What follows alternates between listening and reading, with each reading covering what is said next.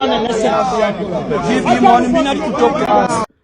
mulowooza omukulu tebamugobye ku kisaawe South Africa. Eyagamba nti bamwanirizanga president wa Uganda. Genda jawana empale ze za balance. Genda jawana obuferebu.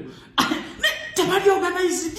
No wakavuyo atuusa n'okulaba nga kamera zimutunuddemu n'asaba abaana tebamutunuzaamu kamera kubanga ekiswalo kyokka kyabaddeko.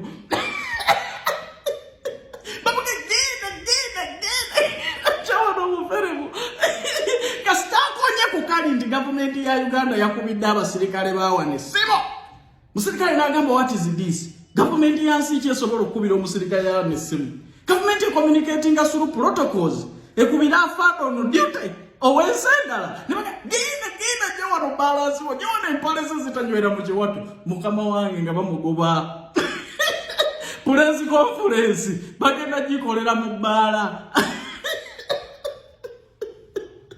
nabagamba temuli organize gwanga atuse n'okulinnya kabru zino zirize era namuvuga batatamanye gya mutwala gwe tunulire bagiddeko kamera abuziza tuddawa olinaga katugende bugenze eno we tunayimirira namubuuza Bobi Wine yennyini namubuuza tusobola okuvuga ne tusanga ne bannaffe bali eri nino tunuliraga bubukaga ine engalabi nze kyovola bannabagambye ewango kuzaala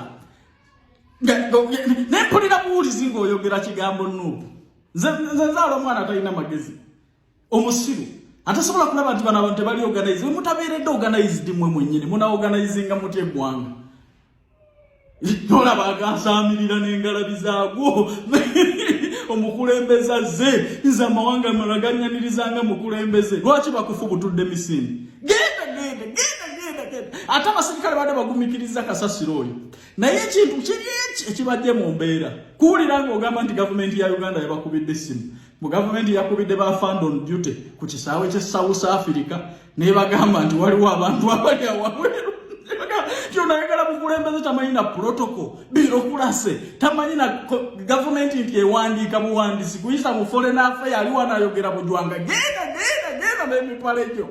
Bannayuganda muveemu obusamaavu n'okwasaamirira.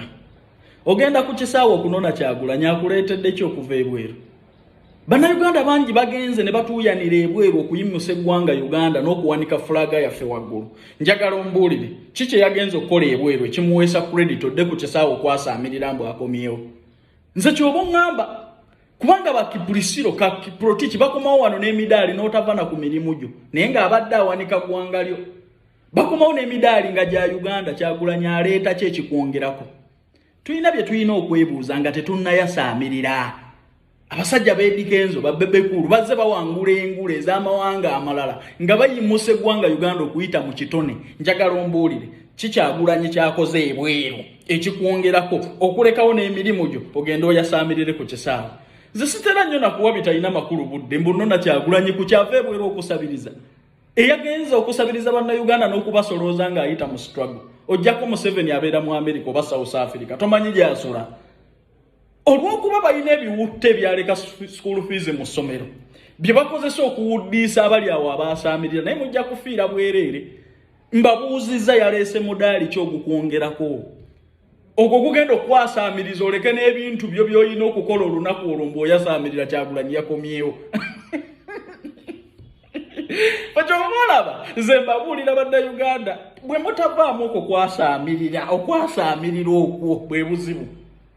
N'odduka ng'opaalodde eno tomanyi na nsonga lwaki opaala. Bakubuuza nti yes ono which ground zikwononera Kyagulanyi yakoze. Batamu katono omukisa guguno gwe wenna abadde ayagala okugenda ebweru nga input yakutabukako amakampani gaakubba omukisa guguno Saudi Arabia egabudde baagala abalenzi 3 ng'osukka emyaka 21 paka emyaka 38 mugenda kuba mukola mu kafe Javaazi muweereza mmere mukola mbiyungu salala ali $1.5 million. Saudi Arabia enkola yayo mugimanyi visa zibeera sponsored kuba ku namba zino wammanga noti 74 noti 6 72 68 4 oba noti 764 17 45 27 interviews zigenda mu maaso gwe wenna wabulwa input oyina passport yo jangu okole interview betaaga balenzi bokka ng'osukka emyaka 21 paka emyaka 38 salala ali miliyoni 1.5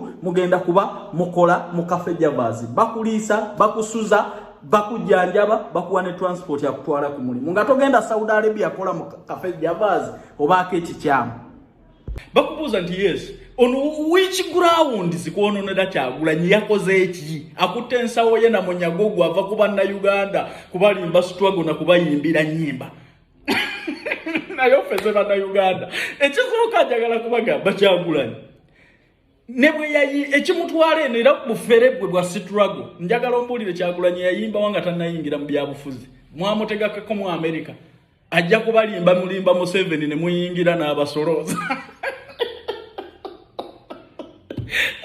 yalese mudali kyogusitule eggwanga Uganda Kenzo wano yaleta BET olaba tetwalinya ku Kenzo ng'alese BET tetwalekawo mirimu gyaffe mbungende njasamirire ku Kyagulanyi atalina azze n'ensawo ye ey'omunyagogo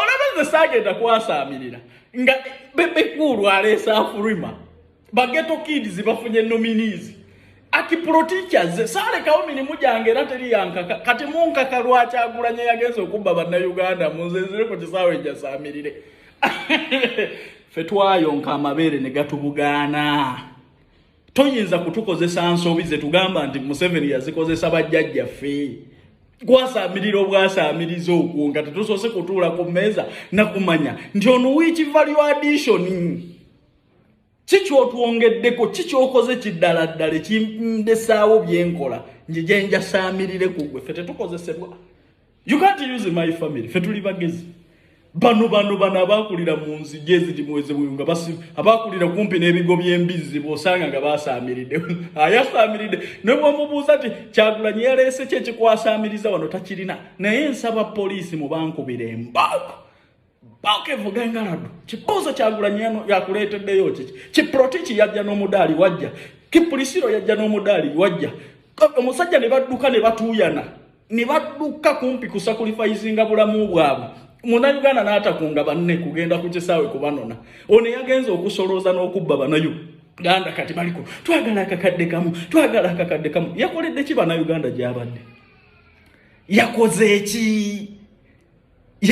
eki Eddie Kenzo wano yagenda n'atuleetera BET award oyo nkunteekawo n'ogwange tugende tumunone oba ensi yonna eggwayo koza alina kyayongedde ku ggwanga Uganda bebekulu yaleeta Afurima wano n'abalala bangi abaleese emidaali n'awaadizi nzikiriza nti abo balina kye batukoledde naye yagenza okuteega ensimbi bannayuganda ne mukazi we naawe mukireeyo munze Kayanja nkwate engalabye ye nensanga busanzi muganda wange awo nkuzaalukuka noonya ekika ekirala nze Kayanja mbeera n'abasiru mbutuno naage yagenza okusolooza n'okusabiriza nga yeerimbise mu struggle mubakuba embooko bwe muba muganya nja kubatemera embooko nziteeke nawali Export TV to the world.